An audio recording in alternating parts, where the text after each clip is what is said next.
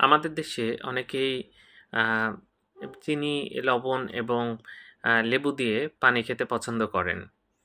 তো চিনির ব্যাপারটা আসলে চিনি দিয়ে না খাওয়াটাই ভালো আমরা মনে করি। কারণ চিনি বেশি খেলে শরীরের ওজন বেড়ে যায় এবং ডায়াবেটিস বেড়ে যায়।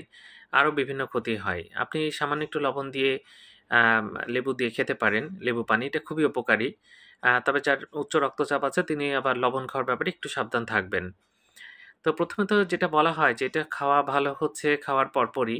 আপনি সকালে, দুপুরে অথবা রাতে নাস্তা করলেন, তারপরে খেতে পারেন। এটা সবচেয়ে ভালো হয়।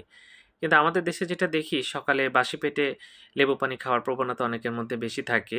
এটা খেতে পারেন, তবে খালি পেটে খাওয়াটাই আমরা অতটা পছন্দ করি না। আপনি খাবার গ্রহণের জাস্ট আগ দিয়ে খেতে পারেন। একটু লবণ, একটু লেবু দিয়ে আপনি সেই পানিটা খেতে পারেন। এটা উপকার পাবেন অথবা খাওয়ার পরপরই। কিন্তু এটা যদি খালি পেটে খান অনেক সময় অনেকের গ্যাস্ট্রিকের সমস্যা হয়। অনেকের খারাপ লাগে, বমি, বমি ভাব হয়। তো সেটা একটু খেয়াল করবেন। ধন্যবাদ সবাইকে।